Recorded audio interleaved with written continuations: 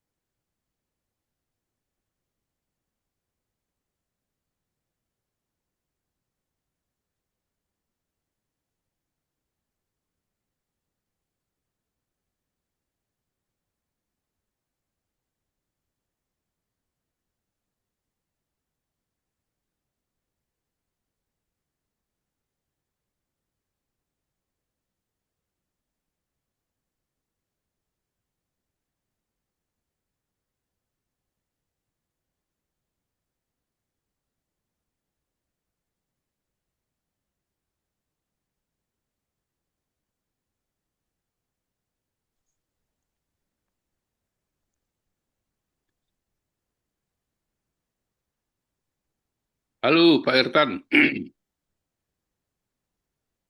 Pak Buni, Ya, kabar selamat baik hari ya? Minggu. Selamat hari Minggu. Amin, baik. Sudah, Wah, sudah gereja kok? iya Bapak.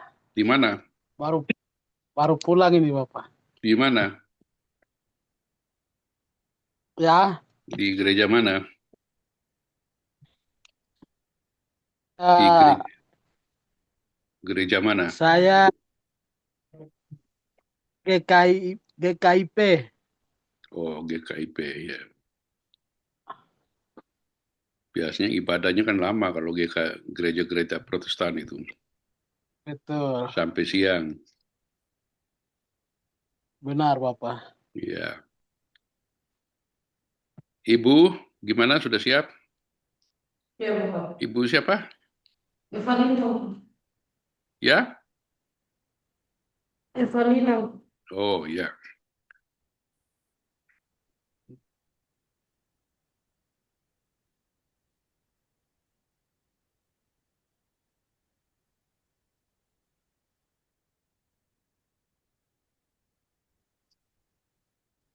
Tapi dinasnya di Jaya Wijaya apa? Apa di Jaya tempat Wijaya. lain? Di Jaya Eh, Wijaya. saya Kak Bapak. Ya, Eh, Pak iya Pak Bapak. Tabun. Oh, Jaya Wijaya. Benar, Jaya Bapak. Sebagai penyuluh. Penyuluh, penyuluh pertanian. Tani. Iya, benar Bapak. Oke. Sudah datang lagi Pak siapa ini? DPR ya? Pak siapa? Postan Walilo, Pak. Selamat siang. Ya? Ibu Postan Walilo, Bapak ini. Ya, dinas di kemarin itu ya, di mana? DPR ya?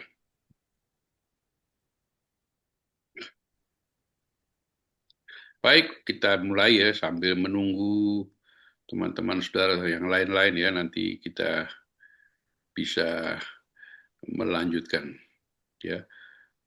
Mereka bisa join ya dengan kuliah kita ya. Eh, Gaya kepemimpinan. Kalau kita lihat di dalam eh, terutama saya ingin contohkan ya kepemimpinan dalam kehidupan bernegara ya, kecenderung ya itu mudah ya kalau saya contohkan ke gaya kepemimpinan kehidupan bernegara atau pemimpin-pemimpin nasional, pemimpin-pemimpin negara, akan mudah kita lihat ya, mana yang mempunyai style atau gaya otokratis, ya, mana yang demokratis, mana yang laissez-faire, ya, mana yang laissez-faire, ya. Kemarin saya bilang kalau kita ingin memperoleh mendapatkan gaya kepemimpinan yang kira-kira bisa berimbang, ya, bisa berimbang secara proporsional, maka dalam pandangan saya 3 tipologi kepemimpinan ini bisa digabungkan.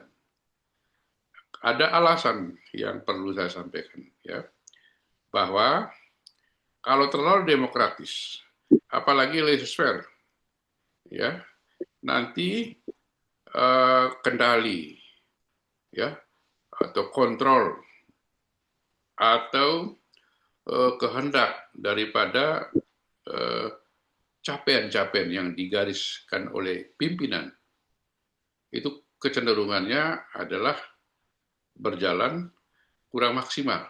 Ya.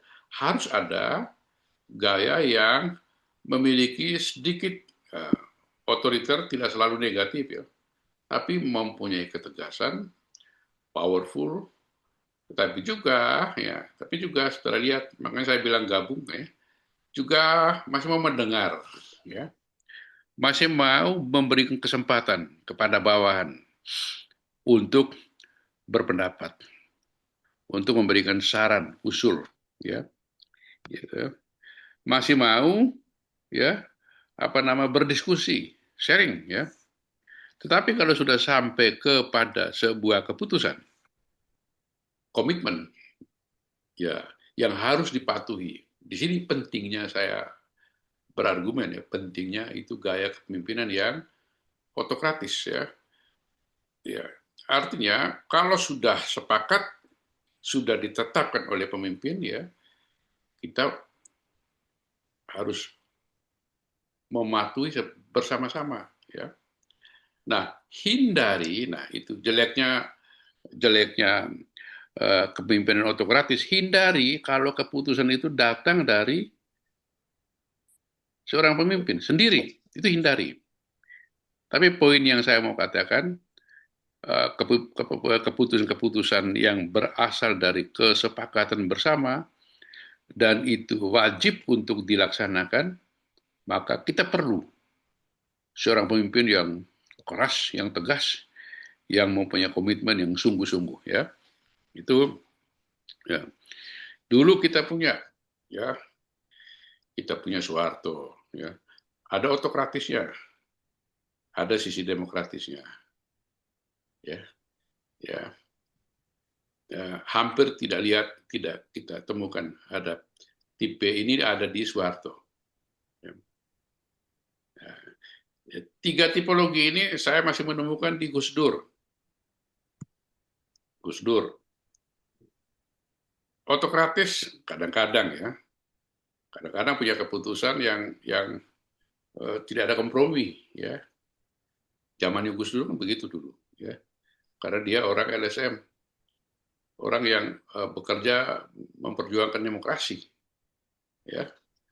Orang yang cara pandangnya adalah cara pandang yang sedikit laissez-faire ya. Nah, tapi saya bilang pada masanya Gus Dur ya, dia punya dalam beberapa hal, ya, tetapi tidak dominan ya, punya gaya otokratis. Tetapi lebih dominan, lebih mengedepankan gaya yang demokratis. Ya, kadang-kadang sedikit laissez-faire. Ya. Memberi kebebasan karena dia dekat dengan kalangan pejuang demokrasi, dekat dengan LSM, ya, dekat dengan tokoh-tokoh agama apa saja, ya, dekat dengan Katolik, dekat dengan Protestan, Kristen, dekat sekali dengan Hindu, Buddha, dekat sekali dengan Konghucu, ya. Dasarnya itu maka ya, tipologi kepemimpinan yang kita lihat atau yang saya juga lihat pada kepemimpinan Gus Dur itu ada kecenderungan laissez-faire. Ya, ya. Kalau rasional, maka itu mesti dipertimbangkan untuk diterima. Ya. Saya melihat seperti itu. Zaman Soeharto cenderung otoriter, tetapi juga jangan lupa ada ya sisi-sisi demokratis. Misalnya apa? Ya, misalnya ya masih mau ya di dalam perundang-undangan ya masih mau membuat undang-undang tentang otonomi daerah 574 579. Artinya kan mendengar usulan-usulan daripada masyarakat. Ya. Jadi demokratis ya. Sedikit ya, ada sedikit kemauan untuk kebebasan untuk berorganisasi. Tapi sangat sedikit. Karena kan kita tahu organisasi politik sangat dibatasi. Tapi bahwa punya kemauan untuk membuka ya peluang untuk mendirikan organisasi politik dari kalangan rakyat masyarakat, itu dia juga punya ya. Tapi sekali lagi dominasi yang paling tinggi adalah kecenderungan otoriter ya. Dan laissez-faire tidak ada di Soeharto, dia nggak punya ya. Laissez-faire dia nggak punya ya, beri kebebasan dan seterusnya. Itu pada apa namanya Soeharto ya. Soeharto, Habibie, lalu kita lihat lagi yang berikut ya, Gus Dur sudah saya kasih contoh ya. Ya karena dia asal usulnya itu dari ormas besar ya NU, dia juga banyak berkecimpung di lembaga-lembaga swadaya masyarakat, kemudian banyak berkumpul dengan pemikir-pemikir, ilmuwan, berbaur dengan segala tokoh agama, dan apa yang menjadi karakter daripada kepemimpinan beliau itu adalah ada kecenderungan ya ke sana. Sangat demokratis dan sedikit laissez-faire ya. Itu tipologi yang Megawati ya. Ya. Megawati punya dua-duanya, sedikit otoriter. Ya. Sedikit. Tidak-tidaknya kita mengamati pada organisasi politik yang dia pimpin. Seumur-umur nggak diganti-ganti ya. Lalu dalam beberapa hal komprominya minim ya. Ada kecenderungan ya, potensi otoriter. Maka perkembangan partai politik dengan gaya kepemimpinan seperti ini, tantangannya biasanya berat sekali. Politik itu soal pilihan. Ya. Ketika di dalam politik itu orang diminta untuk mutlak mengikuti sikap atau pilihan di partai tersebut, sementara partai itu kan dinamis, partai politik. Dinamis berkaitan dengan segala perkembangan lingkungan sosial ya, yang berada. Ya, lingkungan kehidupan bernegara, partai politik. Orang boleh lompat sana, lompat sini. Ya. Ya, dalam politik itu adalah hak orang untuk menentukan pilihan. Ya. Karena sekali lagi dalam politik ada teori yang mengatakan bahwa politik adalah ya siapa yang mau mendapatkan apa, siapa itu individu, kelompok, partai politik, organisasi mau mendapat apa. Politik itu selalu dengan kekuasaan, mendapatkan kekuasaan. Siapa, gets mendapatkan what, mendapatkan apa, kekuasaan. Who gets what and how, terakhir bagaimana caranya. Ya. Namanya apa segala usaha untuk mendapatkan alokasi kekuasaan tentu saja menggunakan segala cara, ya. Segala cara. dipagari dengan perundang-undangan, tetapi kadang-kadang di dalam menentukan sikap atau pilihan ya, untuk memperoleh kemenangan, segala cara itu digunakan. Ya. Kalau sudah melanggar hukum, terutama melanggar hukum, tentu saja ada sanksi atau hukumannya. Ya. Paling tidak yang kita lihat di permukaan saat-saat ini ya, sanksi-sanksi moral, etis dari publik. Ya. Coba saudara lihat ya, gerbong keluarga besar Gubernur Kaltim. Ya. Sekarang kan kalau mau kita lihat dari sisi sanksi publik, moral, ini sudah babak belur, ya. Sudah babak belur, ya. Kita tidak bicara hukum, tapi sanksi moral itu sudah menjadi bagian yang juga harus dipertimbangkan oleh beliau, ya. Ya. Masa bisa bertahan dengan kepemimpinan yang melibatkan keluarga besar ada di situ. Ya.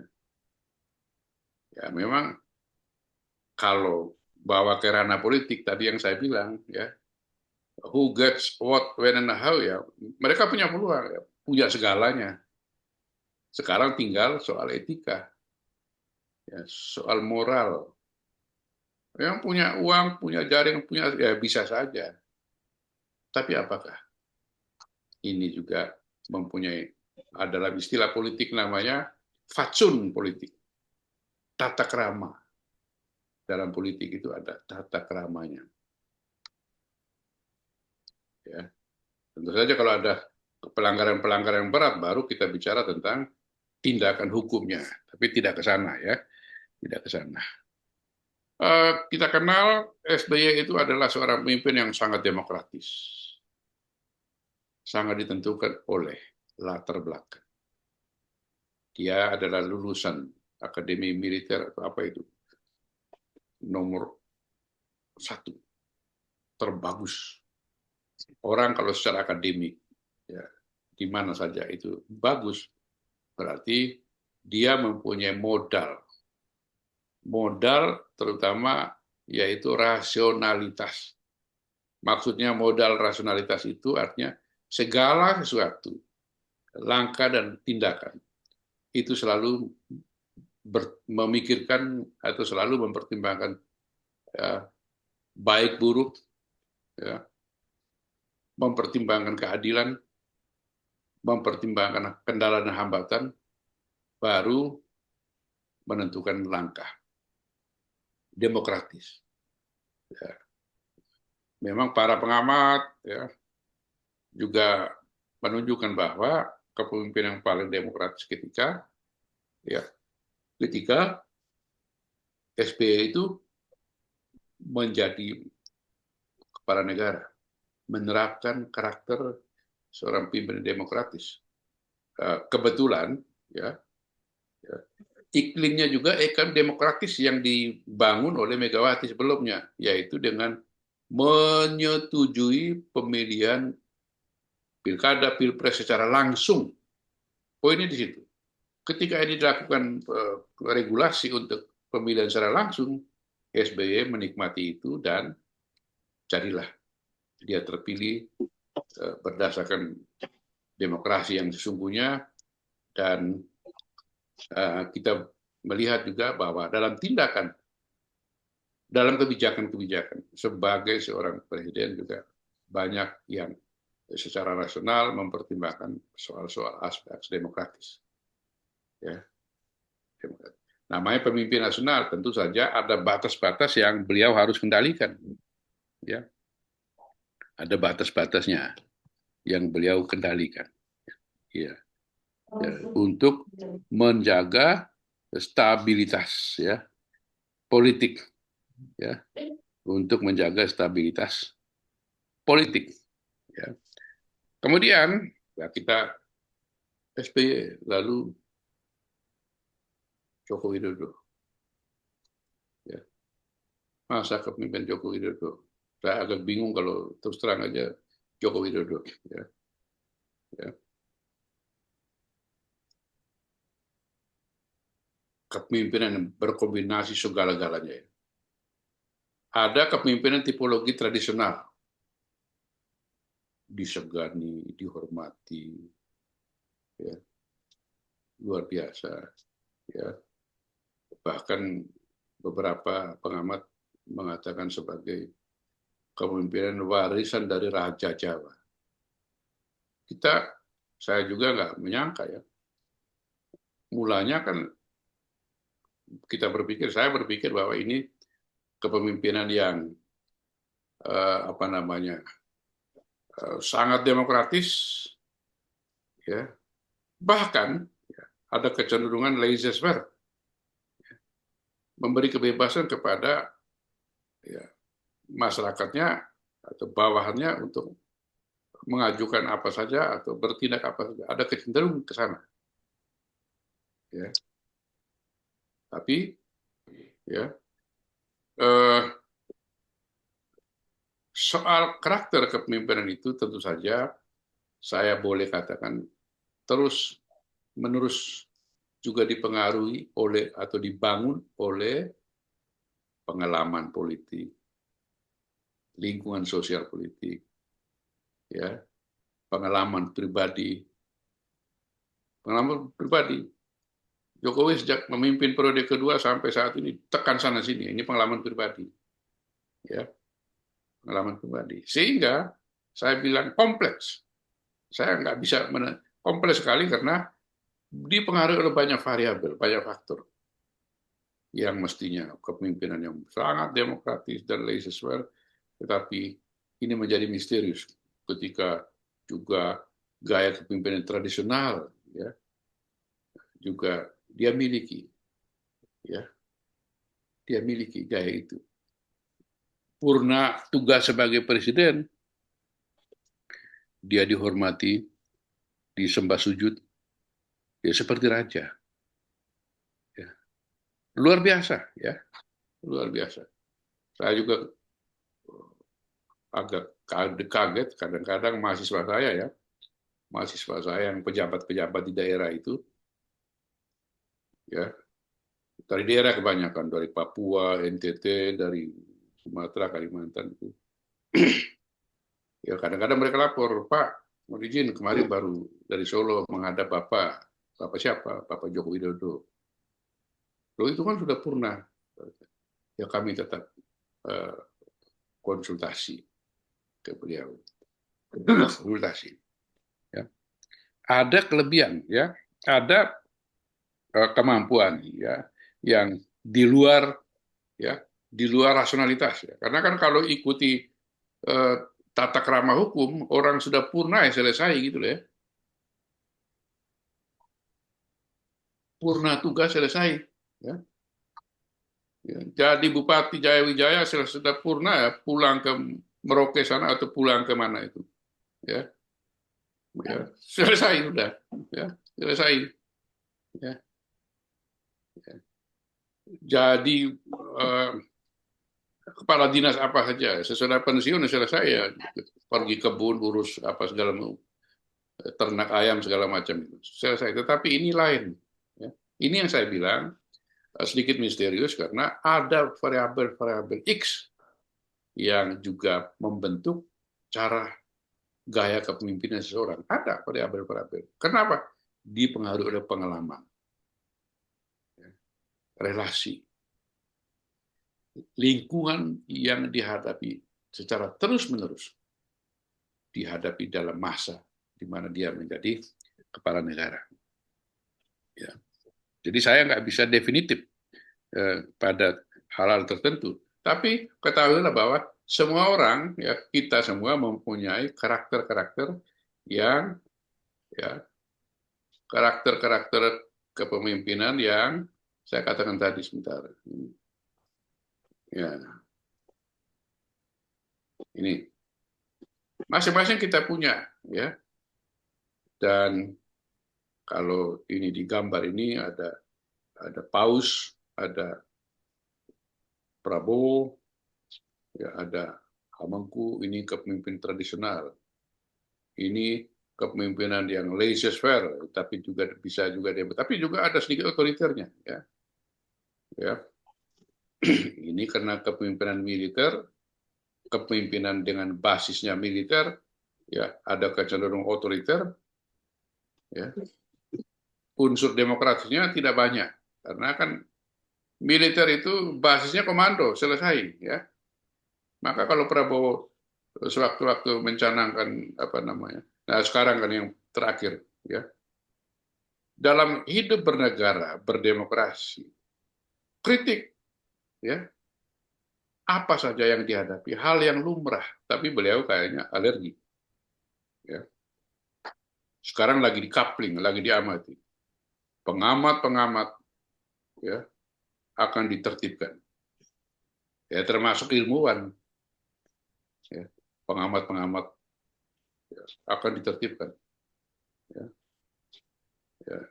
Kata sekretaris kabinetnya, dia mengatakan pengamat sekarang itu terlalu banyak dan kok mempunyai kemampuan segalanya. Seorang ilmuwan politik bisa bicara soal pertanian. Seorang ilmu filsafat bisa bicara tentang ekonomi. Seorang ilmu filsafat seperti Rocky Gerung bisa bicara apa saja. Ya. Ya. Apakah ini merupakan hal yang mengganggu, ya, kehidupan bernegara? Ya. Ya. Motor atau penggerak daripada semua ini akan ditentukan oleh siapa yang mampu memimpin bangsa ini. Ya, ini kepemimpinan yang otoriter. Ya. Nah, kalau kita lihat, ya, tipologi kepemimpinan, ya, tiga-tiga tadi, ya, ya. Poin yang paling perlu kita jadikan fondasi. Pemimpin itu, ya, mengantarkan sebuah institusi, ya, organisasi pemerintah, swasta, bisnis, apa saja, untuk mendapatkan capaian bersama dan bisa menghadapi tantangan-tantangan untuk berhasil. Nah, figur ini membutuhkan, ya, figur seorang pemimpin, tadi dengan gaya yang saya sudah katakan, ya, membutuhkan, ya, ya, membutuhkan, ya, karakter atau kemampuan untuk membangun relasi ke bawah, ke atas, ke kiri, dan ke kanan, ya. Ya, membangun relasi, ya, karena pemimpin itu adalah top leader, ya, kepala negara, di organisasi apa saja, maka mau tidak mau, ya, mau tidak mau seorang pemimpin harus memberi ruang yang luas untuk berkomunikasi dengan siapa saja. Ya. Komunikasi secara terbuka. Ya. Nah, sekarang kan melalui media sosial ada fasilitas untuk membangun komunikasi secara terbuka. Biasanya, ya, pemimpin-pemimpin yang suka mendengarkan suara rakyat atau senang dengan kritik-kritik itu dia nggak ada masalah. Ya, buka grup WA, kemudian juga aktif mengikuti informasi-informasi di media sosial, yang kritik, yang marah, ya, ya, yang sifatnya saran-saran, ya, dia akan aktif mengikuti dan bahkan ada staf khusus untuk mengolah informasi yang diperoleh dari media sosial, termasuk media mainstream atau media cetak. Ya. Jadi membangun komunikasi secara terbuka, ya, di dalam lingkungan kerja, ya, serta ini menjadi contoh. Pemimpin harus menjadi contoh, ya, menjadi panutan. Pemimpin yang jujur, terbuka dan jujur ini investasi besar dari seorang pemimpin. Ya. Terbuka, jujur, ya, mau mendengar suara atau saran-saran dari bawahannya. Ya. Seorang pemimpin, kepala dinas, sekretaris daerah, ya, kepala bidang, datang masuk kantor, langsung ke ruangan, tutup pintu. Ya.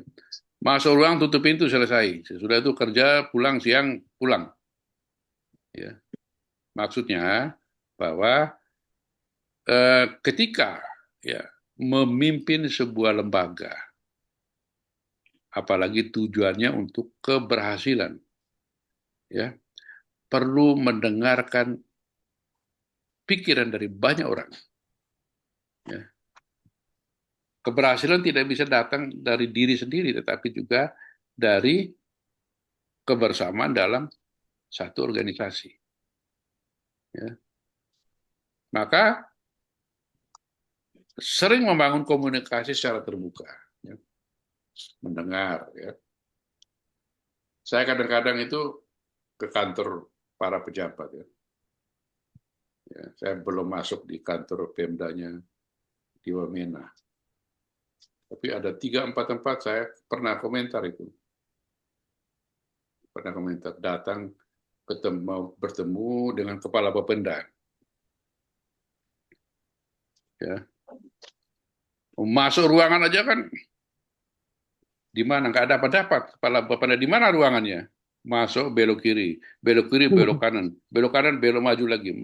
Terus berliku-liku. Saya bertanya, apa makna? Ya. Gimana stafnya bisa berkoordinasi kalau untuk masuk aja berliku-liku dan pintunya pun, wah ini saya fenomena menarik ya.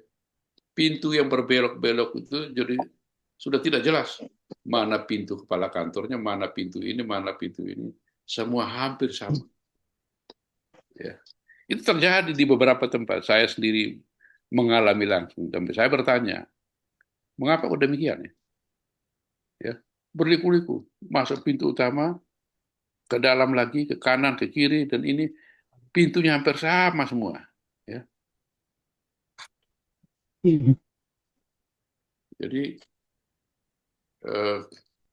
bagaimana menciptakan kemudahan supaya ya para staf itu datang berkoordinasi atau beliau sendiri turun dan saling sharing dengan para bawahannya untuk dengan cara ya performa daripada tata ruang ya itu juga sudah misterius ya.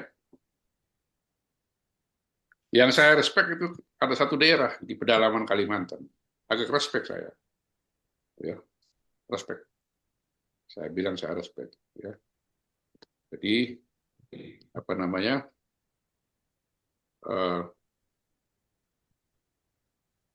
Kantor BKAD sebelah kiri, sebelah kanannya Bapenda, ya, agak jauh sedikit perizinan, ya di tengah-tengah itu inspektorat, nah itu aman udah, ya.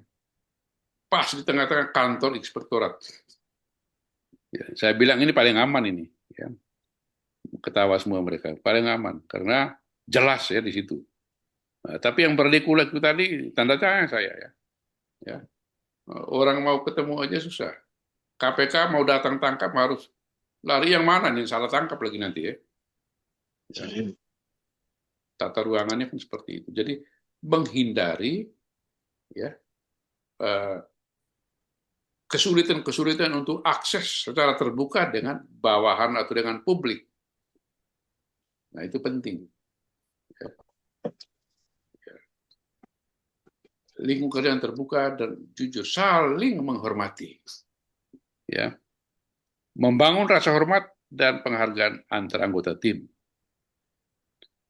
Satu kali di Amerika, ya saya sendiri juga kagum ya. Kita boleh dari jauh, kita jauh ya. Semula itu kan bayangan saya ya, orang-orang Barat, orang di Amerika sana itu kadang sombong-sombong dan acu tak acu dan nggak menghormati. Dalam beberapa hal saya merasa terbalik gitu. Ya. Kok terbalik? Istri saya yang bersama-sama mengalami seperti itu awalnya berkomentar, orang-orang di sini kok ramah-ramah ya? Dari sisi mana? Ya, kalau sudah berinteraksi dan mereka secara sopan memberi kesempatan untuk lewat, selalu menyapa, berkomunikasi dengan lembut, ya, dan menyenangkan, ya, dan menyenangkan. Itu istri saya cerita ke saya, orang-orang di sini kok ramah-ramah. Ya.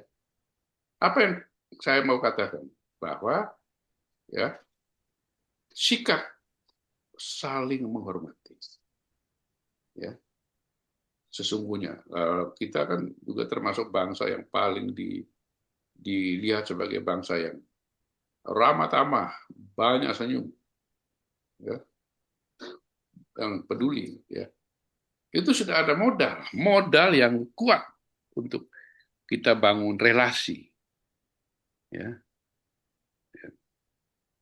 ya, kebiasaan untuk say hello, kebiasaan untuk apa kabar. Ya, kadang-kadang memang berlebihan. Saya pernah satu kali dengan teman-teman dari Australia ya, dalam satu kegiatan mau pertemuan, karena kita ada mau kerjasama ya, tim dari Australia, saya bawa ke rektorat.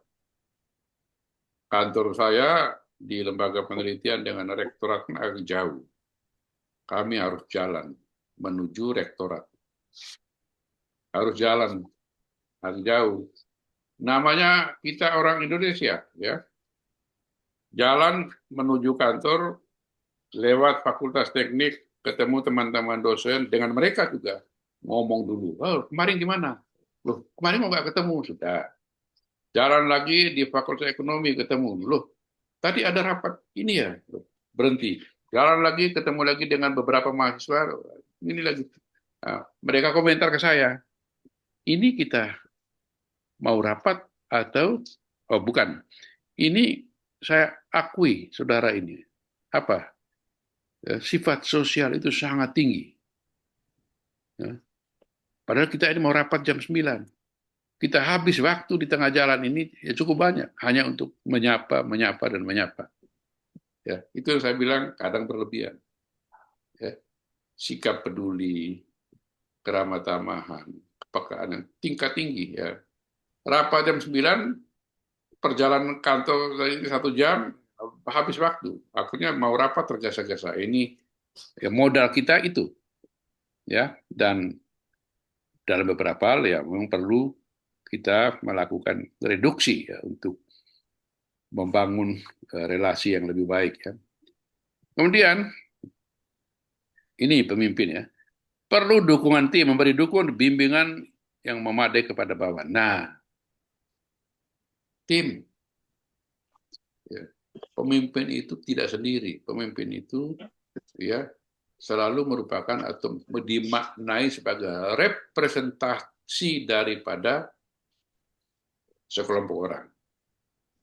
Representasi daripada staf atau yang lain. Maka dari perspektif ini saya katakan bahwa harus saling memberikan dukungan, ya, tuntunan, ya, kepada bawahan, pejabat-pejabat di bawahnya, kepada para staf. Begitupun sebaliknya. Begitupun sebaliknya.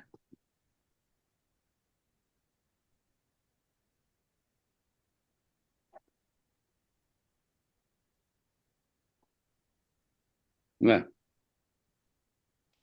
dukungan timbal balik, ya, satu sama lain. Itu yang harus dilakukan, ya, dukungan tim supaya ya persoalan-persoalan yang mau diselesaikan itu bisa dibahas secara bersama. Ya, hal-hal yang mau dikerjakan itu bisa dibicarakan bersama, ya, mencarikan solusi secara bersama-sama. Ya, ini. Ya. Nah, pada akhirnya kita atau saya katakan seorang pemimpin perlu membangun komunikasi yang efektif ya, efektif, ya, kejelasan dalam memberi pesan, ya, pesan, perintah, arahan, ya, memberi informasi harus jelas, ya, karena bawahan itu mau melaksanakan itu, ya, harus mendapat informasi yang clear, ya, supaya apa yang dilakukan itu terarah, apa yang dilakukan menjawab tujuan yang diinginkan. Pemimpin harus menyampaikan pesan dengan jelas dan ringkas. Ya. Kalau sekarang kan kecenderungan kita bisa juga lewat WA. WA itu jangan terlalu panjang, 2 alinea, ya, nggak akan dibaca. Ya. Singkat saja, ya. Singkat dan jelas. Ya. Setelah direspon selesai, kita laksanakan. Ya.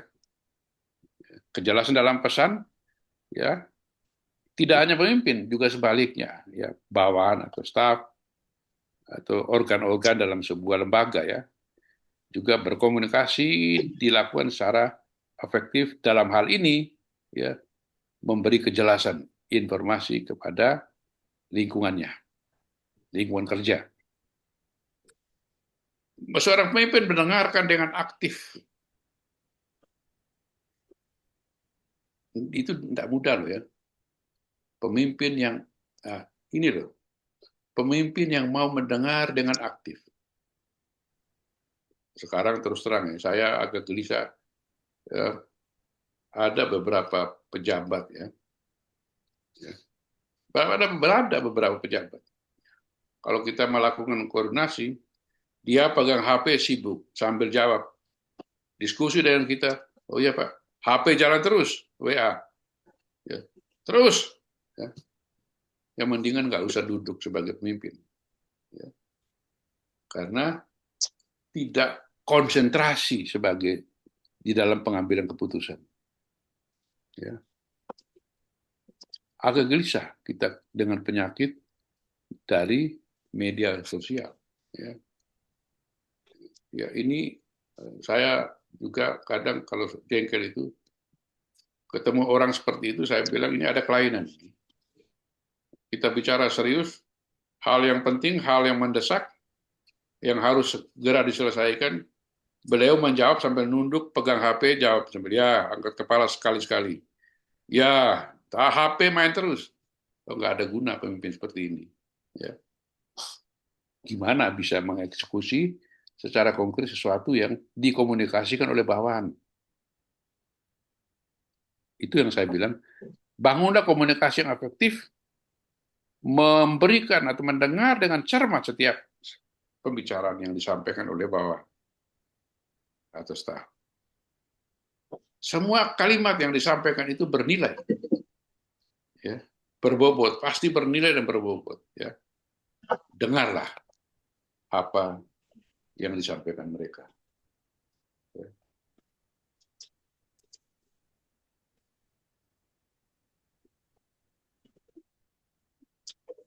Dengar apa yang disampaikan oleh para staf atau bawahan. Ya. Efektif membangun kepercayaan, komunikasi yang terbuka dan jujur akan membangun kepercayaan. Ini penting.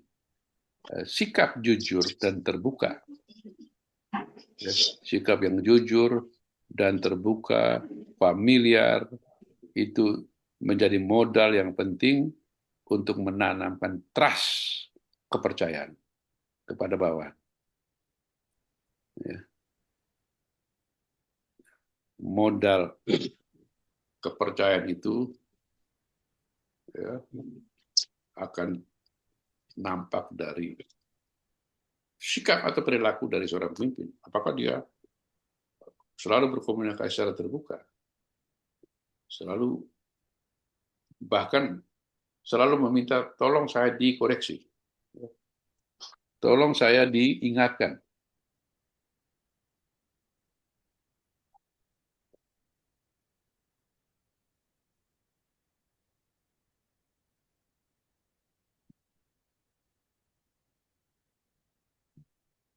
Ya, kepercayaan itu penting.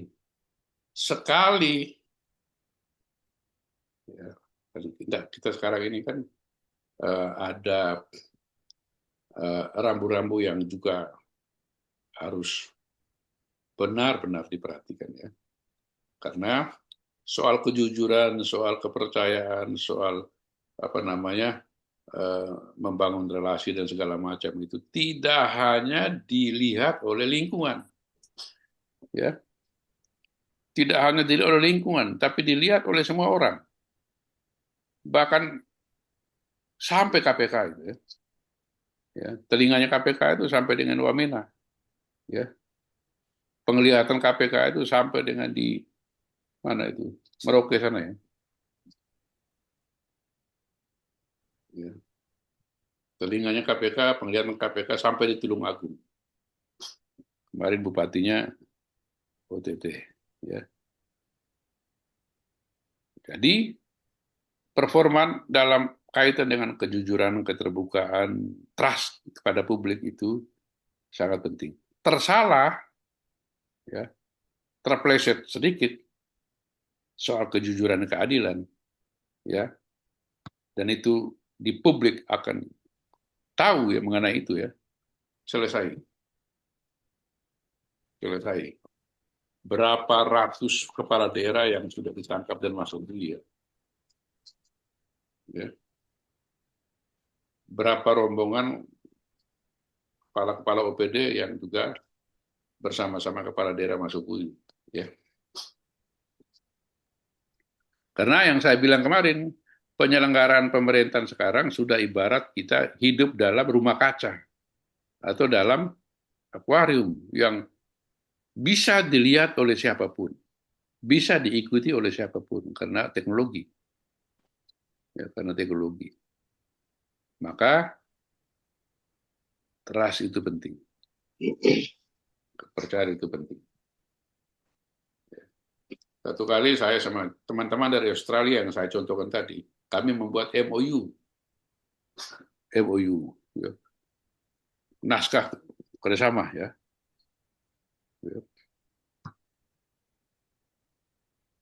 Agreement Implementation, AI sekarang ya. NASA kerjasama dalam beberapa sekian tahun yang lalu itu kan MOU, acaranya resmi, lalu tanda tangan ini, lalu sudah itu kasih nomor, lalu kasih stempel, lalu kasih paraf. Dia bertanya kepada saya, oh banyak sekali yang sudah lakukan. Apa tidak percaya saya ya? Ya. Ya. Karena saya sudah paraf dulu ke sana, sudah itu tanda tangan. Saya sudah tanda tangan, tag, stempel. Ya. Saya sudah stempel, ini lagi. Berliku-liku. Ya. Kok seperti ini tidak percaya? Nah, artinya, ya, yang kita mau katakan bahwa berbicara dengan keterbukaan, kejujuran, dan sikap terbuka, itu tercermin dalam perilaku birokrasi juga. Ya. Kayaknya kita masih saling kurang percaya. Ya, harus ini, harus itu, harus ini.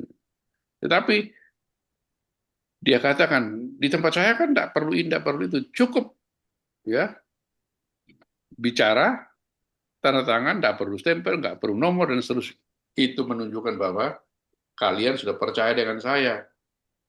Kalau masih ada nomor, stempel, paraf dan segala macam, berarti kalian belum percaya dengan saya. Ya beda, birokrasi kita beda ya. Saya mengatakan memang kita beda, ya. Kita beda di dalam implementasi birokrasi. Ya. Tapi poin yang saya mau tak tunjukkan bahwa penting sekali dalam sebuah lembaga, sebuah organisasi, kita menanamkan ya, kejujuran dan keterbukaan supaya trust itu, kepercayaan itu merupakan etalase ya, tampilan pertama dari karakter kepemimpinan kita. Menyenangkan ya. Kalau segala sesuatu itu ditampilkan dengan performa apa adanya, kejujuran, keterbukaan, itu menyenangkan di dalam tata kelola sebuah organisasi. Ya. Lanjut.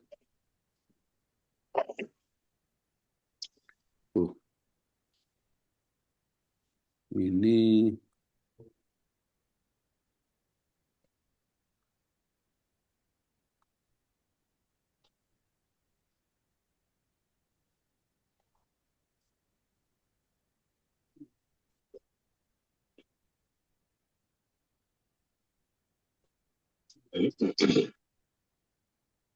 nah, ketika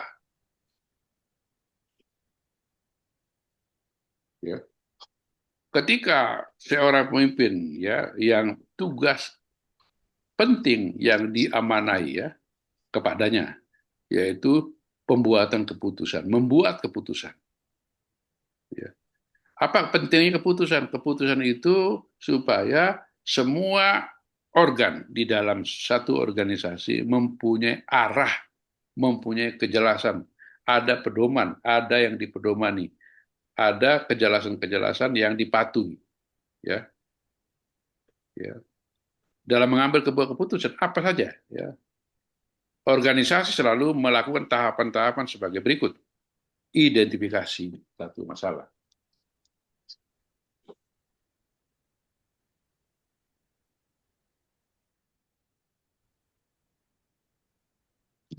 Membicarakan tentang toleransi kehidupan beragama. Kita mengangkat isu bahwa toleransi itu penting. Ya. Maka di dalam membangun toleransi supaya ini harmoni kehidupan masyarakat ini, maka coba kita rumuskan satu konsep yang bagus agar supaya ini menjadi agenda, menjadi pekerjaan, menjadi visi misi daripada organisasi. Ya. Sama seperti yang saudara-saudara tunjukkan ya di dalam visi Kabupaten Jayawijaya menuju Jayawijaya damai. Ya. Itu kan bukan sebatas statement mentah, tetapi ya sudah diidentifikasi yang berliku-liku, ya. Mengenali dan merumuskan secara jelas. Prosesnya ketika saudara membangun atau menyusun Renstra daerah. Renstra daerah kan mulai dengan visi misi dulu. Apa visinya? Menuju Jayawijaya yang damai.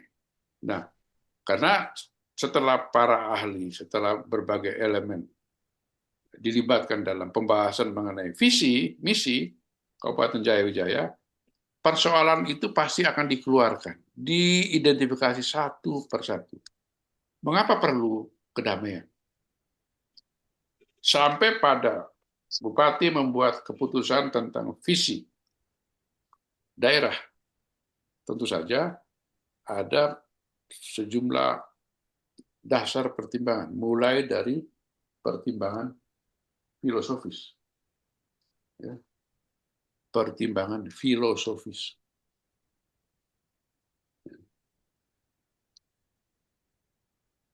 Mulai dari pertimbangan filosofi. Filosofi itu artinya itu harapan. Harapan ke depan masyarakat Kabupaten Jayawijaya bahwa Jayawijaya damai. Itu harapan. Tercetus hampir dari semua elemen masyarakat. Setelah itu diidentifikasi apa saja yang kita harapkan untuk menuju damai yang perlu kita atasi. Ya, soal etnisitas, ya, ya, soal-soal yang berkait dengan primordialisme, soal-soal yang berkait dengan pendatang dan OAK, ya, soal-soal yang berkait dengan ini apa namanya seleksi jabatan, ya, dan segala macam. Semua bermuara. Semua diidentifikasi untuk menuju kepada keputusan yang tepat, membuat keputusan tepat bahwa visi kita adalah Jayawijaya damai. Ini sebuah keputusan yang melewati sebuah proses yang panjang. Identifikasi, mengenal rumusan masalah, dan seterusnya. Ini contoh ya, hanya salah satu contoh, tetapi kita bisa membawa cara berpikir ini pada semua hal. Seorang pemimpin di dalam membuat keputusan tentu saja dilakukan, kalau dalam bahasa kantor, bahasa birokrasi itu dikenal dengan istilah telaahan staf. Telaahan staf mengenali dan merumuskan masalah secara jelas supaya ini nanti mendapat keputusan yang bisa dipertanggungjawabkan. Identifikasi, merumuskan masalah secara tepat.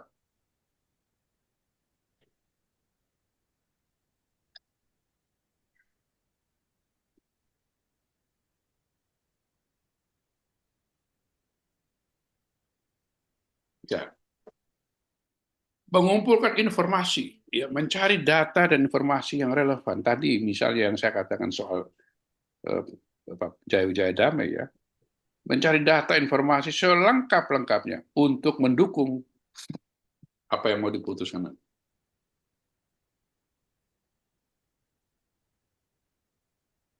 Misalnya, ini contoh, ini kan tadi isu besar. Sederhana di kantor misalnya, ya, seorang kepala dinas mau menindak bawahannya.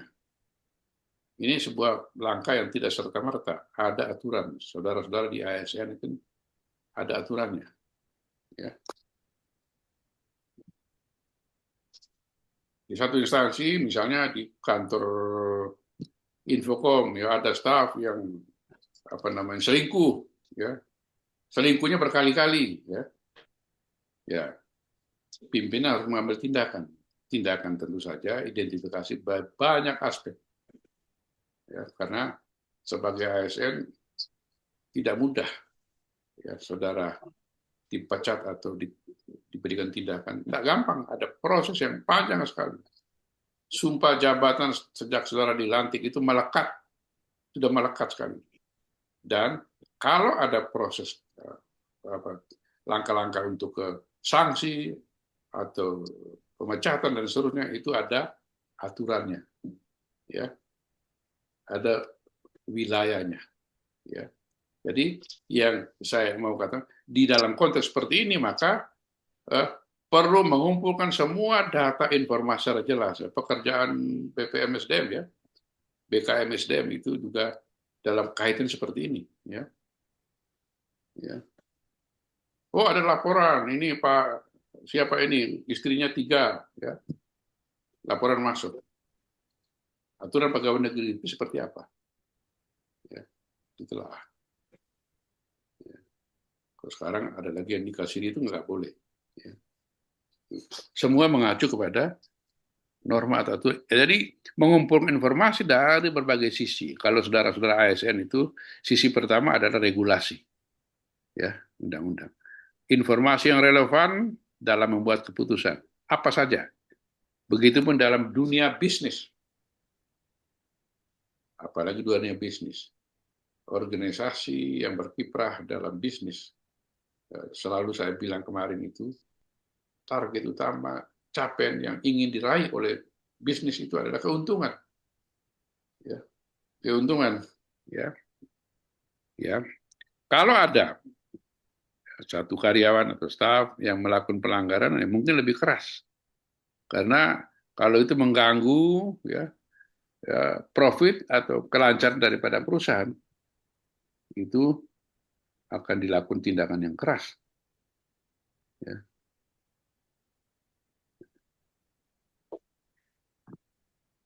Lalu suara saya jelas, ya? Dengar, ya? Masih dengar, ya? Jelas. Ya, makasih. Terakhir ini kan, ya, kita prihatin, ya. Prihatin di berita-berita yang berkembang itu, BUMN, lagi rame ini, BUMN, Bank Negara, BNI, ya. Seorang kepala cabang membawa lari uang dari komunitas gereja 28 miliar. Ya. Uang dari umat yang dihimpun 40 tahun untuk membangun gereja dan fasilitas rohani. Di satu bank BNI, di satu daerah di Sumatera Utara. Kemudian uang itu dibawa lari, ya, dipakai untuk haji, umroh, foya-foya, ke Turki, kemana-mana, terakhir ke Australia. Ya. Tanggung jawab siapa? Ya. Sebuah lembaga yang ya, mengelola dana publik, kebetulan yang melakukan pelanggaran itu adalah di cabangnya, kepala cabangnya, ya, dan uang itu dihabisi, ya. Bank negara, ya, sampai terakhir berita yang disampaikan belum mengambil langkah yang jelas. Ya. Ya. Keputusan, ya tentu saya masih optimis bahwa langkah ini tentu diambil secara hati-hati oleh pemerintah atau BUMN. Hati-hati, ya. Ada motif-motif apa, ya, sampai seorang kepala cabang menghabisi uang 20, bukan 28, 48 miliar. Sebegitu banyak. Dipakai untuk umroh, dipakai untuk keliling Timur Tengah, ke Australia, kemana, dia sama istrinya. Ya. Nah, ini kan perlu tanggung jawab dari sebuah lembaga, dari sebuah institusi, ya, untuk menjamin kepercayaan publik. Polanya kalau seperti ini berbahaya untuk organisasi atau perbankan. Kalau ini tidak terselesaikan dengan baik, kalau ini akan hilang tanpa bekas, ya, kepercayaan terhadap bank milik BUMN ini akan runtuh, dan saya yakin berbahaya, ya. Nah, tentu saja saya juga masih percaya pemerintah selain hati-hati pasti akan ada langkah-langkah strategis, ya, menyelamatkan wajah daripada perusahaan milik negara. Tidak sederhana. Ya, kebetulan yang tertimpa itu adalah komunitas gereja.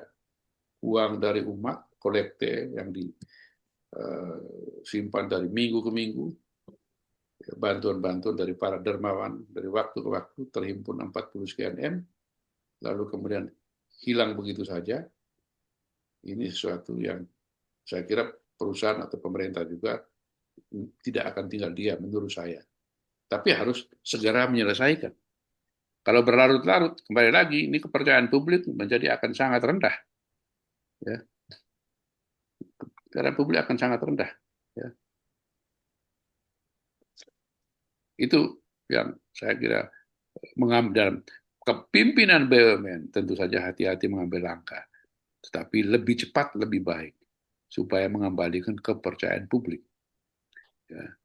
Karena jika ini tidak dilakukan secara cepat dan diberikan pembiaran, maka saya katakan bahwa, ya, dianggap nanti berpotensi untuk berikutnya, potensinya ada aja, ya.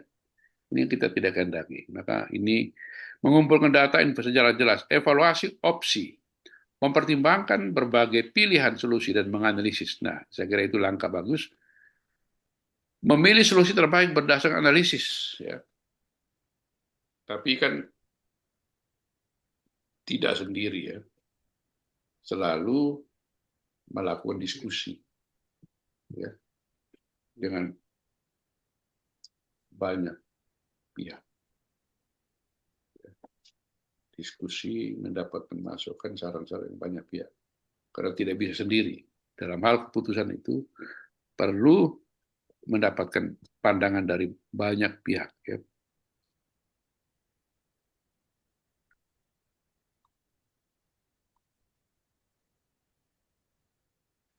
Lalu kemudian implementasi dan evaluasi, menerapkan. Jadi keputusan itu kita dapat menerapkan sebuah keputusan melalui proses yang langkah-langkah sudah seperti saya katakan ini.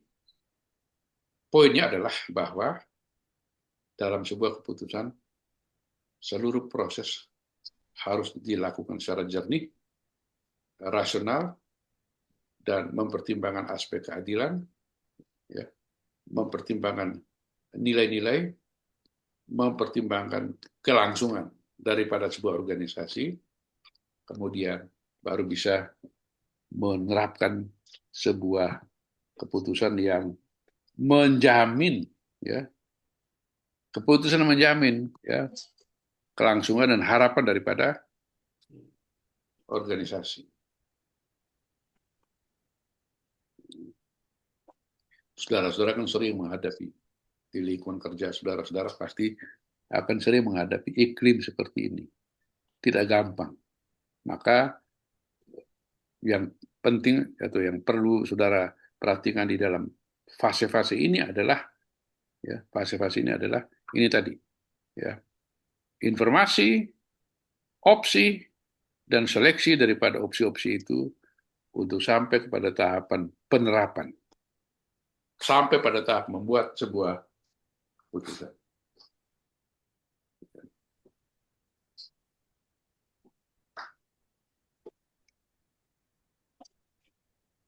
Ya.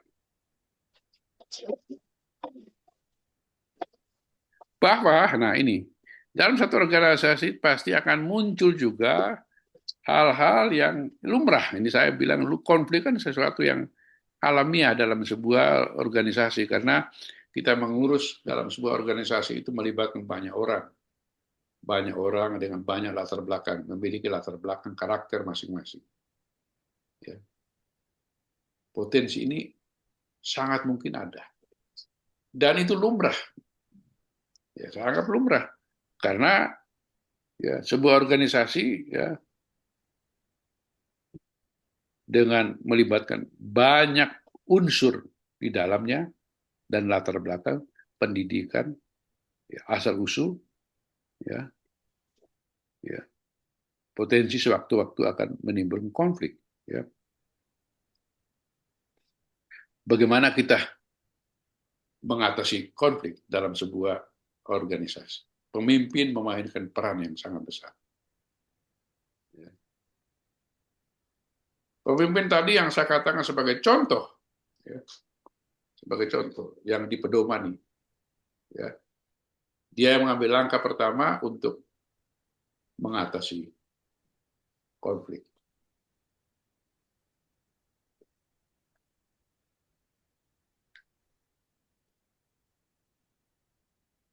Membangun komunikasi, sekali lagi, harus ada keterbukaan. Ada konflik dalam urusan kantor, urusan pekerjaan. Di Pemda itu konflik yang sering secara terbuka di beberapa daerah itu yang nampak mudah kita lihat itu konflik antara pengembang kontraktor dengan pihak yang menangani lelang-lelang pekerjaan di kantor. Kalau tidak dibayar-bayar sekian lama jadi masalah itu. Ya. Kontrak sudah selesai, tapi utangnya masih sekian lama, nggak nimbulkan masalah. Di situ posisi daripada pimpinan. Gimana cara menyelesaikan yang rumit? Ya. Beberapa daerah, atau saya melihat ada banyak daerah menghadapi kerumitan kehidupan seperti itu. Ada Pemda yang hidupnya dengan utang. Ya. Membangun fisik, membangun sarana prasarana dengan para investor, tapi ditinggalkan dengan utang. Ya, ya jelas konflik yang muncul. Gimana mengatasi? Nah, poinnya adalah tadi itu, menunjukkan atau menjamin trust kepada publik. Kalau bilang utangnya bulan Maret akan dibayar, ya bayar bulan Maret itu. Kejelasan di dalam prinsip menjaga trust, kepercayaan. Utang dibayar bulan Juni, bayar bulan Juni. Nah, yang saya ikuti dari pengembang itu, tagih, anggaran belum turun, tagih lagi, anggaran belum turun. Ujung-ujungnya ngamuk ya. Yang ngamuk itu para kontraktor, para pengembang. Ya. Itu harus di manage dengan baik agar supaya ya semua memahami konflik itu bisa dihindari. Terbuka apa adanya sampaikan. Tapi kalau sudah ada peluang atau ada kesempatan untuk mengatasi atau menyelesaikan, selesaikan. Jangan ditunda-tunda.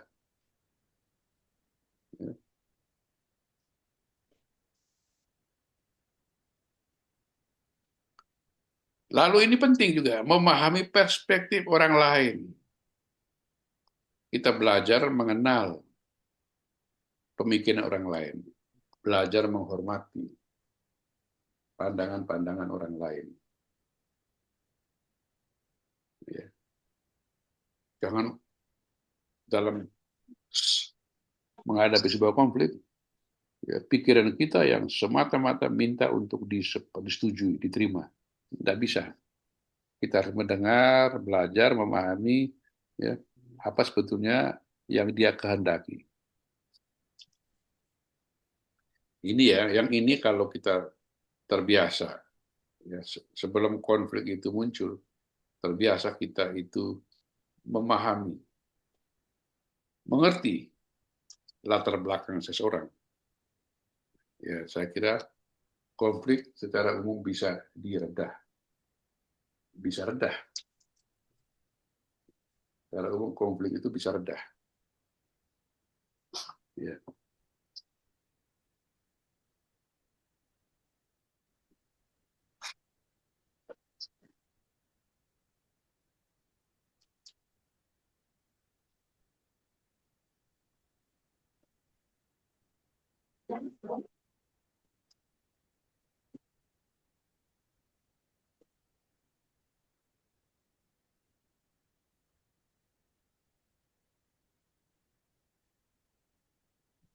Ya, kalau kita belajar saling menghormati, mendengar, memahami pendirian, sikap, pandangan orang lain, saya kira ini meminimalisir, bisa meminimalisir, ya.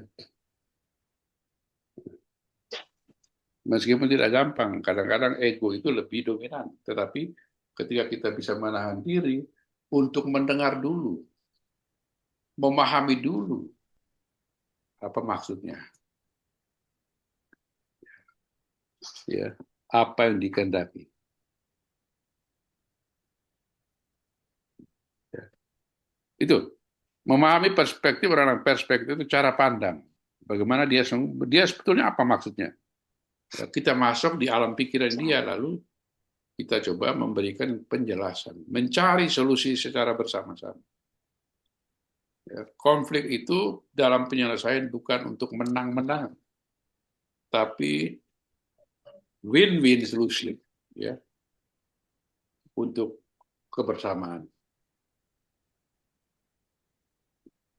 Konflik dalam suatu organisasi, ketika itu muncul dan kita bisa menyelesaikan secara baik-baik, ya, hasilnya adalah untuk kebaikan daripada organisasi.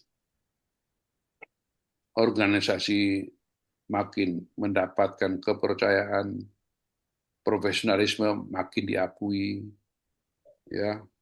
Kalau bisnis, maka karena semakin diakui, semakin diterima oleh konsumennya, ya. Ya. Dan pada ujungnya bisa jalan bisnis secara baik dan usaha itu akan semakin berkembang karena kepercayaan daripada publik. Ya. Cari solusi, ya, untuk mengatasi konflik. Ya. Ini, nah, memberi motivasi bawahan, langkah-langkah seorang pemimpin, ya, motivasi kepada insentif, memberi kesempatan pengembangan diri, mengarahkan sewaktu-waktu supaya tahu tupoksinya secara jelas, lalu kadang-kadang perlu dukungan dan memberikan bantuan. Ya. Memberi insentif.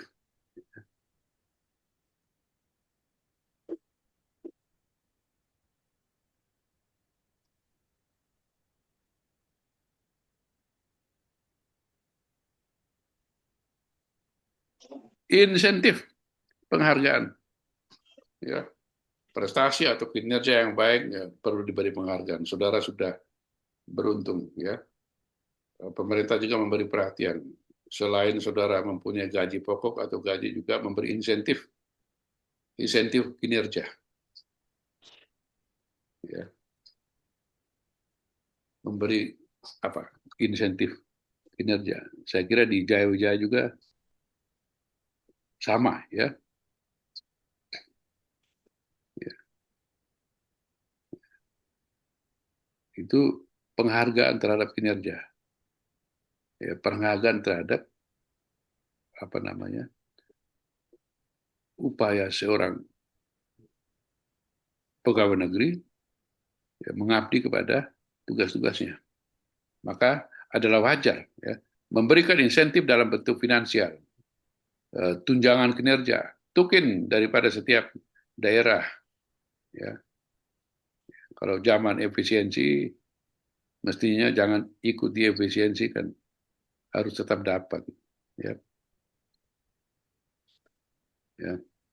Kan Prabowo kan sudah bilang, kita punya banyak uang, yang punya banyak uang ya jangan efisiensi. Kita punya banyak uang, jangan efisiensi. Ya, jangan dipotong-potong, namanya banyak uang ya. Ya, tukin jangan dipotong. Ya. Tukin jangan terlambat. Ya.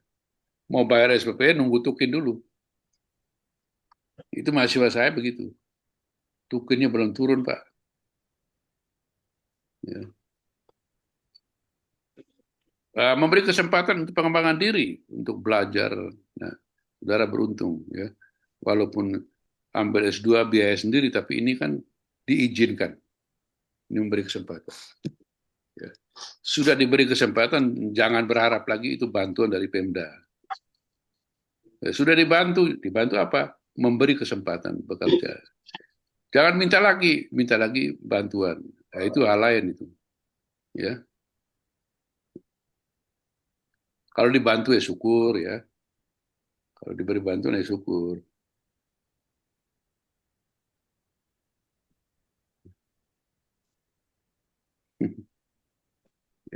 Sudah daftar S2 kuliah. Ini bukan hanya di tempat saya sama. Sudah daftar S2, sudah daftar S3. Ya, sudah diberi izin. Tapi membayar SPP seret. Kenapa? Masih nunggu bantuan dari Pemda. Loh, kamu masih nunggu. Ya. Lalu ada lagi yang berbahaya, ya, yang kurang pas. Ada beasiswa dari Pemda. Nah, di Kalimantan Timur itu gubernur yang lalu ya, dia punya program namanya Kalimantan Tuntas, khusus untuk Kalimantan Timur, memberi beasiswa S1, S2, S3. Tapi ya, pemberian dana atau beasiswa ya tadi itu prosedurnya nggak pas. Saya pernah komunikasi langsung dengan pengelola bantuan beasiswa di Kaltim itu, pernah saya bicara langsung. Kalau anggaran ini untuk beasiswa langsung diserahkan ke mahasiswa, habis, tidak jalan. Ya. Orang sudah terima uang, beasiswa 60 juta. Ya, mau bayar SPP, nggak jadi bayar SPP, dipakai yang lain. Sempat beberapa kali saya kewalahan, tidak bisa begitu Pak. Kalau umpama beasiswa ya, kerjasama dengan lembaga. Sehingga itu namanya juga untuk memberikan kesempatan pengembangan diri. Pemerintah punya kepedulian. Pengembangan diri, ada kepedulian dari pemerintah untuk memberi bantuan. Untuk belajar. Beasiswa. Ya.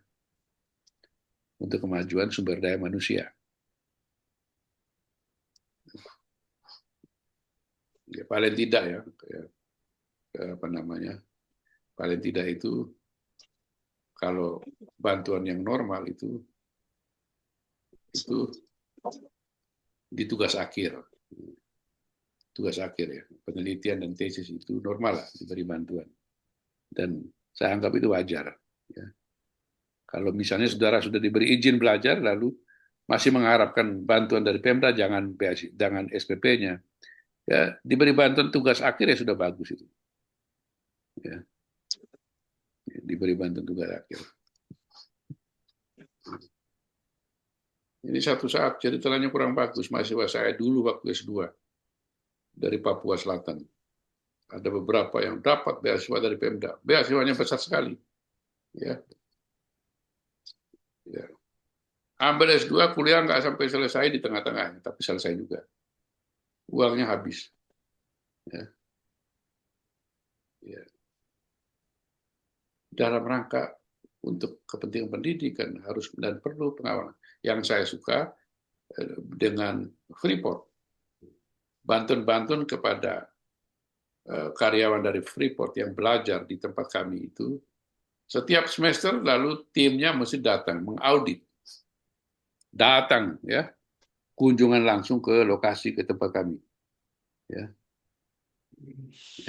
datang itu istilahnya apa namanya untuk memonitor progres daripada bantuan beasiswa yang diberikan oleh PT Freeport. Aman kalau itu.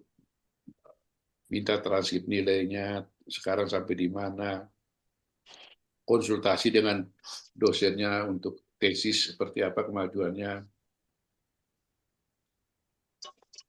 apakah rajin kuliah, mana absennya, sampai begitu loh.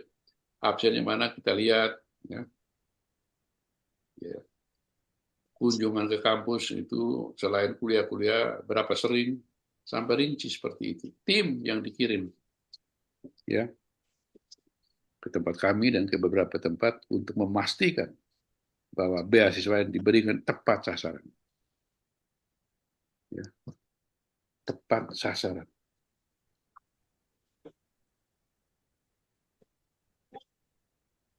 Nah, pengembangan diri, saudara juga mengikuti BIMTE, pelatihan segala macam, saya kira ini diberi kesempatan. Ya. Beri kesempatan untuk kan. Sekarang kan ruang-ruang semacam ini menjadi makin terbuka. Tujuan yang jelas, ya, memberi motivasi kepada bawahan dengan tujuan atau capaian yang konkret. Apa maksudnya? Mau apa? Ya. Dalam rangka supaya tugas-tugas yang dikerjakan itu apa, ada solusinya, ada tujuan yang mau dicapai.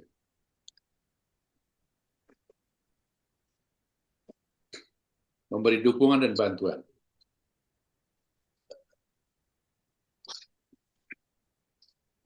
Ya. Memberikan dukungan emosional, kadang-kadang bantuan praktis. Bantuan praktis tidak pada lembaga, tapi bisa juga dari individu. Nilainya tinggi kalau bantuan dari individu. Ya, apa nilai tinggi? Ya, sikap, kejujuran, dan empati yang dibangun secara sangat baik.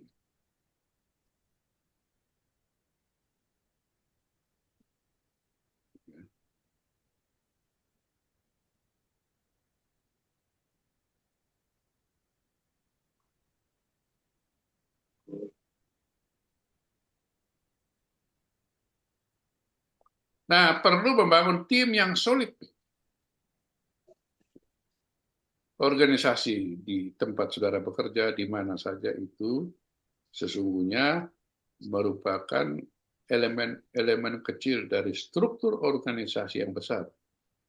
Atau semua elemen organisasi yang kecil-kecil tadi merupakan bagian daripada tujuan untuk mencapai visi misi.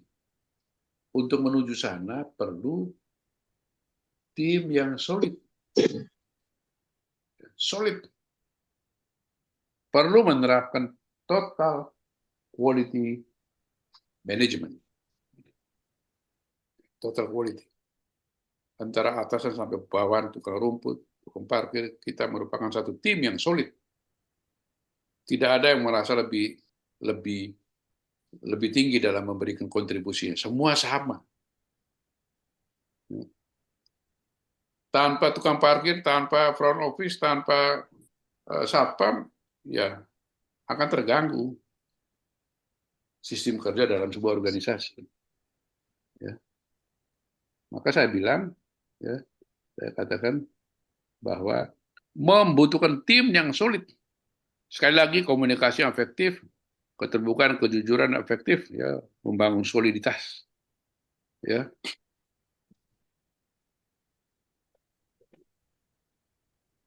Percaya diri. Setiap anggota tim harus percaya diri dengan kemampuan masing-masing untuk berkontribusi. Masing-masing harus pede.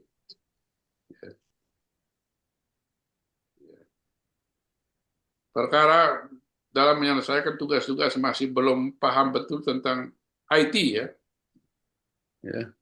penggunaan IT. Kadang-kadang kita ada masalah di situ. Kadang-kadang kita minder. Saya belum familiar dengan teknologi IT. Percaya diri aja, ya. Dalam kaitan dengan tentu saja banyak konsultasi dengan ahlinya. Ya. Jangan minder, tapi punya keberanian untuk membuka diri dan berkonsultasi. Ya. Saling menghormati. Ya. Perbedaan pendapat hal yang biasa, tapi kita mempunyai kewajiban untuk saling menghargai. Ini sulit, tetapi bukan sulit, ini tidak mudah, tapi kewajiban kita untuk membantu memecahkan satu masalah. Ya. Dan setelah membahas tentang leadership, ya, kepemimpinan, ya, dengan teori, gagasan, konsep, ilustrasi yang saya berikan di depan, ya. Sekarang kita coba masuk ke cakrawala yang berikut.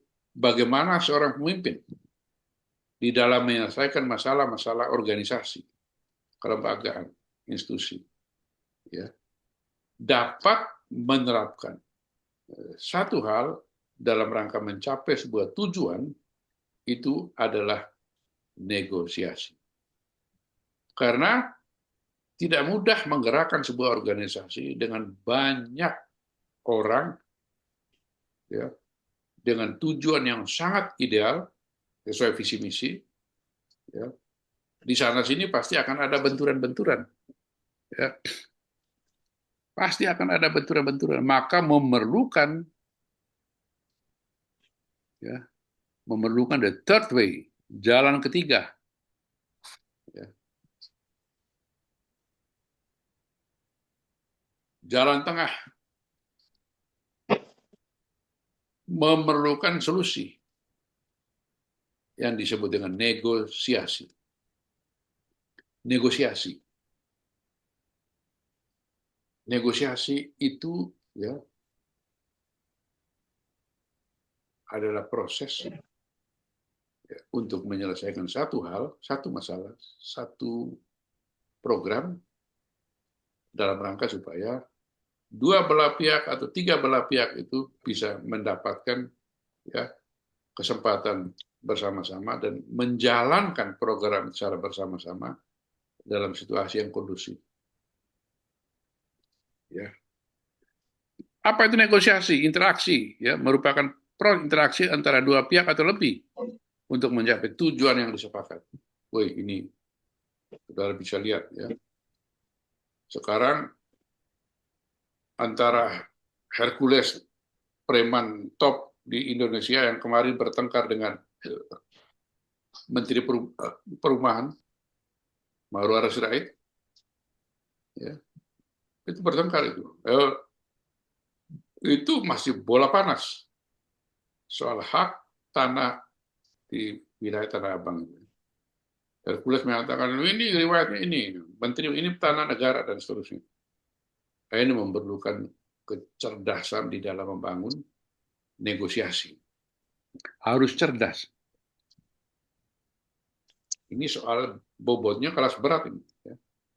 Nggak main-main, karena Hercules selalu mau mengeluarkan ancam. Saya punya masa 500.000. Saya bisa datangkan saat ini juga.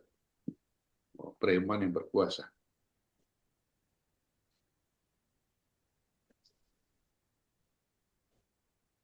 Jadi, antara pemerintah dan preman tadi perlu mencari jalan tengah. Ini contoh yang di permukaan kita lihat sekarang ini. Jangan sampai tidak terjadi solusi. Jangan sampai negara kalah dalam kondisi seperti ini, kan ironis. Negara kalah dengan preman kan ironis. Tapi masing-masing punya sejarahnya. Saling memahami juga riwayat daripada tanah yang disengketakan tadi. Harus saling memahami. Saling memahami. Agar supaya ada solusi, win-win solution. Kalau win-win solution, kita akan mencapai kesepakatan, maka semua program bisa bergerak dengan baik. Ya. Interaksi, tujuan bersama yang akan menemukan solusi yang saling menguntungkan bagi semua pihak. Ya. Dan yang terjadi adalah pertukar informasi melibatkan sejarahnya, ya, riwayat-riwayat masa lalu sebelumnya, ya, informasi yang didengar atau diperoleh, argumentasi yang diajukan, posisi tawar masing-masing. Ya. Tapi semuanya saya melihat bahwa tidak lepas daripada kedua belah pihak harus menyejukkan diri dulu, ya, cooling down, abaikan dulu, ya, kemenangan atau keberhasilan yang mau abaikan dulu, kita cooling down, anggaplah ini dialog antara sesama teman, cooling down, ya, agar supaya bisa mendapatkan kesepakatan yang indah. Nah, karena itu, ya, saya katakan perlu ditelusuri, ya, didalami sejarah konflik preman Hercules dengan pemerintah. Tanah Abang itu di wilayah yang dikuasai oleh kalangan preman itu sejarahnya seperti apa? Negara harus tahu, Hercules harus terbuka menyampaikan kepada masyarakat, lingkungan masyarakat juga harus secara fair, ya, ikut serta berkontribusi memberi informasi kepada negara. Negosiasi baru bisa jalan kalau ini tadi, ya, kalau masing-masing secara fair bisa bertukar informasi, bisa berargumen secara logis, rasional, ya, ya, tapi bisa juga mengalah, rendah diri, tidak mau menang sendiri, ya. Dan paling tidak negosiasi itu akan menghasilkan sesuatu yang sudah dianggap paling optimal. Ya. Perjanjian damai antara GAM dengan Negara Kesatuan Republik Indonesia itu sebetulnya itu satu keberanian luar biasa dari pihak pemerintah. Kan negosiasi, kesepakatan supaya kita tetap patuh kepada Negara Kesatuan Republik Indonesia. Tapi Aceh punya sejarah panjang di dalam proses perjanjian juga tidak mudah. Lalu Yusuf Kala sebagai juru bicara pemerintah yang ditugaskan oleh Presiden pada saat itu untuk menyelesaikan konflik ini, ya, punya keberanian untuk apa? Ya, mempertaruhkan, ya, supaya bergabung GAM itu, Yusuf Kala harus punya keberanian untuk mempertaruhkan semuanya, ya. Maka karena dia orang dagang latar belakangnya, ya, hitung-hitungan seperti itu. Gampang, yang penting kita di depan sepakat dulu. Yang lain-lain sambil jalan. Sambil jalan. Tapi yang penting poin-poin besar itu kita sepakat bersama dulu untuk mencapai tujuan yang sama-sama kita kehendaki.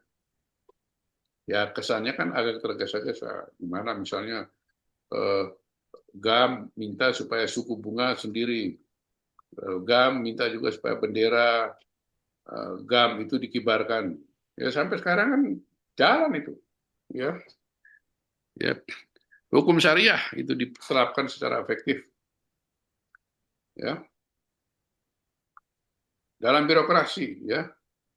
Ya. Apa namanya? Antara birokrasi dengan syariah itu harus berjalan beriringan. Ya.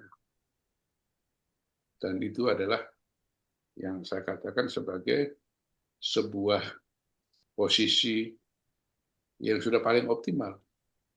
Jadilah kita damai, tapi itu sudah optimal. Tawaran-tawaran yang disepakati itu sangat optimal. Ya. Salah satu dari perannya negara itu adalah negara memberikan lahan tanah kepada para ya kombatan pemberontak ya dari piagam. Setelah bersatu kembali diberi kompensasi memberi lahan ya tanah negara.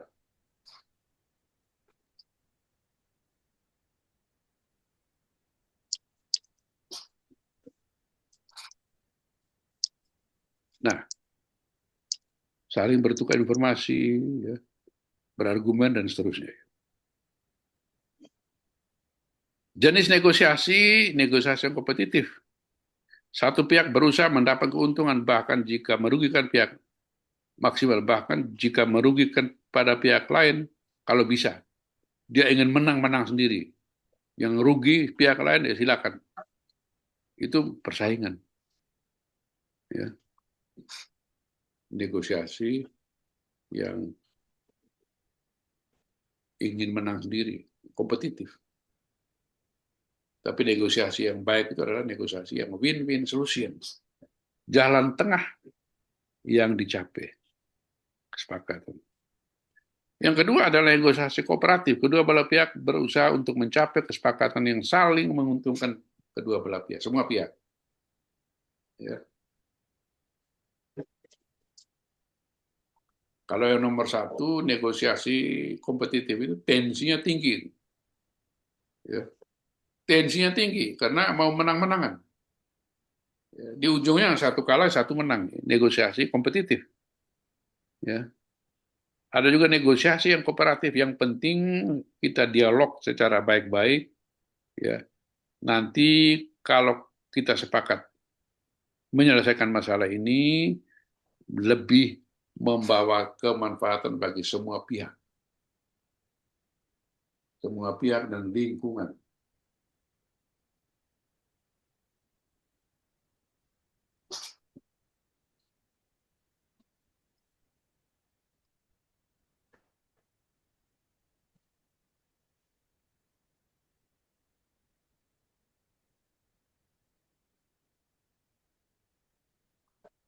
Negosiasi distributif, membagi sumber daya atau keuntungan secara terbatas. Artinya, kesepakatan-kesepakatan yang dibuat itu terukur, tidak tuntas, tapi sepakatlah.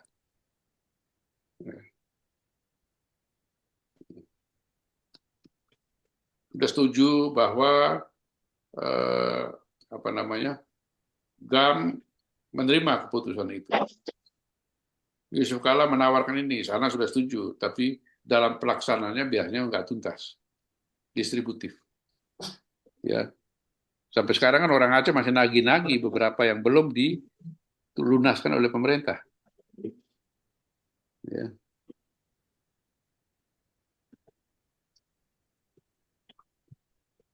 Negosiasi negatif, integratif, mencari solusi yang menciptakan nilai bagi ya, negosiasi yang menyejukkan untuk semua pihak. Negosiasi yang berdampak positif untuk semua pihak.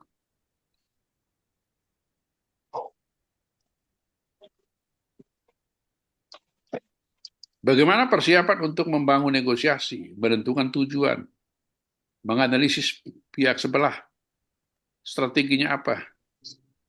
Tapi harus juga membuat simulasi. Latihan dulu.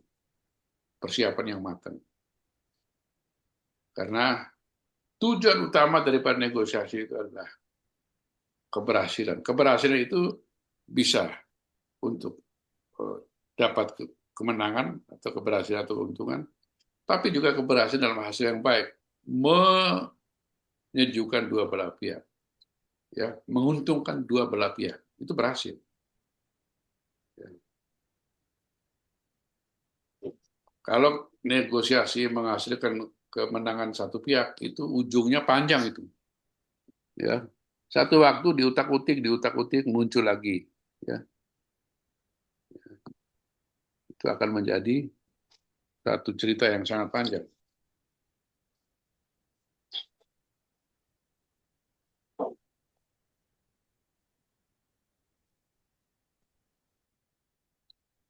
menganalisis posisi lawan, ya, mengembangkan strategi, membuat rencana untuk mencapai tujuan, dan juga berlatih atau melakukan semacam persiapan secara matang. Ya. Ini strategi apa yang kita terapkan dalam cara-cara kita bernegosiasi. Kita lanjutkan. Kita masih satu kali lagi ya Pak ya. Satu kali lagi nanti saya infokan ya Kanu. Apakah Senin apa Selasa nanti kita selesaikan satu kali lagi pertemuan sesuai dengan materi yang saya berikan. Terima kasih, selamat sore. Semoga ini bermanfaat dan